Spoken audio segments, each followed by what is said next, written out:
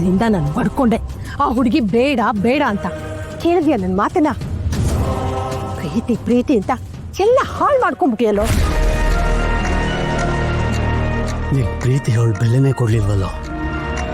ಅವಳು ಬೆಲೆ ಕೊಟ್ಟಿದ್ದು ದುಡ್ಡಿಗೆ. ಆ ರುದ್ರ ದೊಡ್ಡೋರ್ ಮನೆ ಮಗ ಅಂತ ಗೊತ್ತಾದ ತಕ್ಷಣ ಖುಷಿ ಆಗ್ಬಿಟ್ರು ಅಪ್ಪ ಮಕ್ಳೆಲ್ಲ.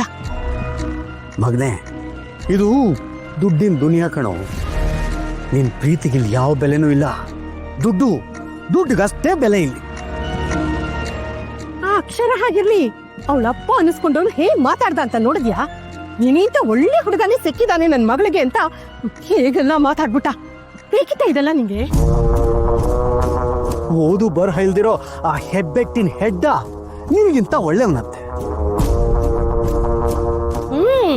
ದೊಡ್ಡೋರ್ ಮನೆ ಮಗ ಅಲ್ವಾ, ಒಳ್ಳೆಯವ್ರ ತನಾನೇ ಕಾಣಿಸ್ತಾರೆ ಈಗೆಲ್ಲಾರು. ಅಲ್ಲ, ಇಷ್ಟ ದಿನ ಗುರಿ ಗುರಿ ಅಂತ ಹೇಳ್ತಾ ಇದ್ಲು, ಸಮಾಜೋದ್ಧಾರ ಮಾಡ್ತೀನಿ ಅಂತಿದ್ಲು. ನಾವು ಸ್ಕೂಲ್ ಕಳಿಸ್ದೇ ಇದ್ರೆ ಈ ಮದುವೆನೇ ಆಗಲ್ಲ ಅಂತ ನಮ್ಮನ್ನ ಹೆದರ್ಸದ್ಲು. ಈಗ ಭುವನೇಶ್ವರಿ ಇವಳು ಸ್ಕೂಲ್ಗೆ ಹೋಗಿ ಬಿಟ್ಬಿಡ್ತಾಳ. ಈಗ ಇವಳು ಗುರಿಗೆ ಯಾವ ತೊಂದರೆನೂ ಆಗಲ್ವಾ?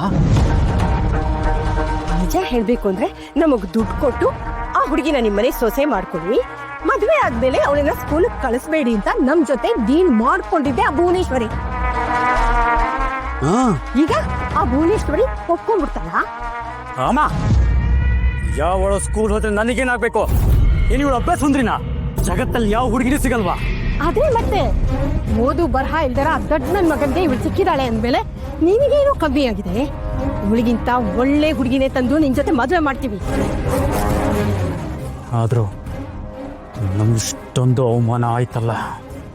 ಬಡ್ಕೊಂಡೆ ಅವಾಗ ನಾನು ಬೇಡ ಬೇಡ ಅಂತ. ಆಗ ನನ್ ಮಾತು ಕೇಳಿಲ್ಲ, ಈಗ ಅವಮಾನ ಆಗೋಯ್ತಲ್ಲ ಅಂತ ಗೋಳಾಡಿದ್ರೆ ಏನೋ ಪ್ರಯೋಜನ? ನನ್ ಮೊದ್ಲೇ ಚೆನ್ನಾಗಿ ಗೊತ್ತಿತ್ತು ಅವಳ ಮನೆ ಸೊಸೆ ಮಾಡ್ಕೊಂಡ್ರೆ ತೊಂದ್ರೆ ತಪ್ಪಿದ್ದಲ್ಲ ಅಂತ. ಶಶಾಂಕ, ಆಗಿದ್ದ ಆಗೋಯ್ತು ಮಗನೆ. ನಡೆದಿದ್ದೆಲ್ಲ ಒಂದು ಕೆಟ್ಟ ಕನಸು ಅಂತ ಅನ್ಕೊಂಡು ಮರ್ತುಬಿಟ್ಟು ನೆಮ್ಮದಿಯಾಗಿರೋ. ಇಲ್ಲಪ್ಪ, ಅವಳ ಜೀವನ ಹಾಳು ಮಾಡೋವರೆಗೂ ನನಗೆ ನೆಮ್ಮದಿ ಇಲ್ಲ. ಶಶಾಂಕ, ಏನೋ ಮಾತಾಡ್ತಿದ್ಯಾ? ಯಾಕೋ ಹೀಗಾಡ್ತಿದ್ಯಾ? ಹೌದಮ್ಮ, 3 ವರ್ಷ ಅವಳನ್ನ ಪ್ರಾಮಾಣಿಕವಾಗಿ ಪ್ರೀತಿ ಮಾಡಿದೆ. ಅವಳ ಪ್ರೀತಿಗೆ ಒಪ್ಪಿಗೆ ಪಡೆಯೋದಕ್ಕೆ ಅವಳ ಹಿಂದೆ ನಾಯಿ ತರ ಸುತ್ತಾಡಿದ್ದೀನಿ. ನೀವು ಅವಳು ಗುರಿಗೆ ಅಡ್ಡ ಆದಾಗ ನಿಮ್ಮನ್ನ ಕನ್ವಿನ್ಸ್ ಮಾಡೋದಕ್ಕೆ ನಿಮ್ಗಳ ಕಾಲೆಲ್ಲ ಹಿಡಿದಿದ್ದೀನಿ. ಇಷ್ಟೆಲ್ಲ ಮಾಡಿದ್ಯಾಕೆ?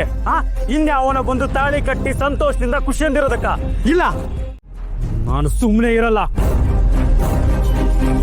ಶಶಾಂಕ, ಏನು ಮಾಡ್ತೀಯಾ? ಅವಳು ಕನಸುಗಳನ್ನ ನುಚ್ಚು ನೂರು ಮಾಡ್ತೀನಿ. ಅವಳ ನೆಮ್ಮದಿನ ಸರ್ವನಾಶ ಮಾಡ್ತೀನಿ. ಶಶಾಂಕ, ಅದೆಲ್ಲ ಯಾಕೋ ನಮ್ಗೆ ಹಾಳಾಗಿ ಹೋಗ್ಲಿ ಬಿಡು. ಹಾಗೆಲ್ಲ ಬಿಡಕ್ಕಾಗಲ್ಲಮ್ಮ.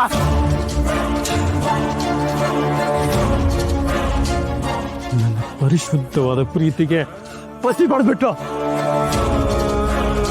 ಅವಳು ಆಗ್ಲೇ ರುದ್ರನಿಂದ ಸುತ್ತಾಡ್ತಿದ್ಲು. ಆಗ್ಲೇ ನನಗೆ ಗೊತ್ತಾಗ್ಬೇಕಾಗಿತ್ತು ಅವಳು ಎಂತವಳು ಅಂತ.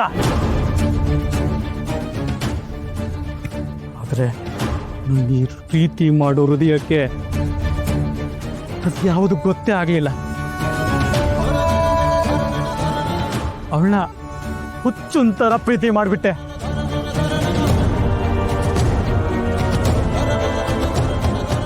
ನಾನು ಹೇಗೆ ಒದ್ದಾಡ್ತಿದ್ದೀನೋ ಅವಳು ಹಾಗೆ ಒದ್ದಾಡ್ಬೇಕು, ಹಾಗೆ ಮಾಡ್ತೀನಿ.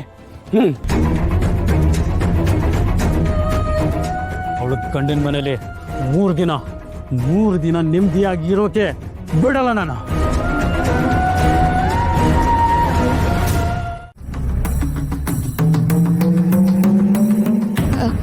ಟೀಚರಮ್ಮ, ಒಳ್ಳೇದಾಗ್ಲಿ. ಅಂತೂ ನಮ್ಮ ಮನೆ ಹಿರಿ ಸೊಸೆ ಆಗ್ಬಿಟ್ರಿ. ಅಮ್ಮೋರೆ, ಏನಾರ ಕೆಲಸ ಮಾಡ್ಕೊಳ್ಳ? ಆ ಸೊಪ್ಪು ತಗೋ. ಸರಿ ಅಮ್ಮೋರೆ. ಅದು ಹಂಗೆ ಅತ್ತೆ ಆಗಂಗೆ ರುದ್ರ ಅಂದ್ರೆ ಮನೆ ಮಗಳಿಗಿಂತ ಹೆಚ್ಚು. ಯಾಕಂದ್ರೆ ಅವ್ನು ನಮ್ಮ ಮನೆಗೆ ಅಷ್ಟು ನಿಯತ್ತಾಗಿದ್ದಾನೆ. ನಮ್ಮ ಅತ್ತೆ ಆಗಂಗೆ ನನ್ನ ಗಂಡ ಹೆಂಗೋ ಹಂಗೆ ರುದ್ರಾನು. ಶುಭಾಶಯಗಳು. ಯಾಕೋ ನಿಮ್ಮ ಹತ್ರ ಸುಳ್ಳು ಹೇಳಿದೆ ಅಂತ ನನ್ನ ಮೇಲೆ ಕೋಪನಾ? ಈ ಮನೆ ಗಂಡಿಕ್ಕು ಅಂತ ಇರೋ ಮಗ ಬಂದು ಸುಳ್ಳು ಹೇಳಿ ಅದಕ್ಕೆ ಅಂತ ಹೇಳಿದಾಗ ನಾನೇನು ಮಾಡೋಕ್ಕಾಗುತ್ತೆ ಹೇಳಿ? ಹೌದು, ನಿಮಗೆ ಅತ್ತೆವನ್ ಕಂಡ್ರೆ ಆಗೋದಿಲ್ವಲ್ಲ? ನಾನು ಭುವನೇಶ್ವರಿ ಮಗ ಅಂತ ನಿಮ್ಮ ಹತ್ರ ಹೇಳಿದ್ರೆ ನೀವು ಹತ್ರನೂ ಸೇರಿಸಲ್ಲ ಅಂತ ಸುಳ್ಳು ಹೇಳಿದ್ರು. ಅದೇ ಸುಳ್ಳನ್ನ ನನಗೂ ಹೇಳಕ್ಕೆ ಹೇಳಿದ್ರು. ಅವ್ರು ಹೇಳಿದ್ರು ಅಂತ ನೀವು ಕೇಳ್ಬಿಟ್ರಾ? ಕೇಳಲೇಬೇಕಲ್ವಾ? ಈ ಮನೇಲಿ ನಾನು ಒಂಥರ ಗೊಂಬೆ ಇದ್ದಂಗೆ. ಅತ್ತೆವ ಕುಣಿ ಅಂದರೆ ಕುಣಿಬೇಕು, ಮಾವ ಮಾತನ್ನು ಕೇಳಬೇಕು. ನನ್ನ ಗಂಡಂಗಿಲ್ಲಿ ಯಾವುದೇ ಅಧಿಕಾರ ಆಗಲಿ ಶಕ್ತಿ ಆಗಲಿ ಇಲ್ಲ.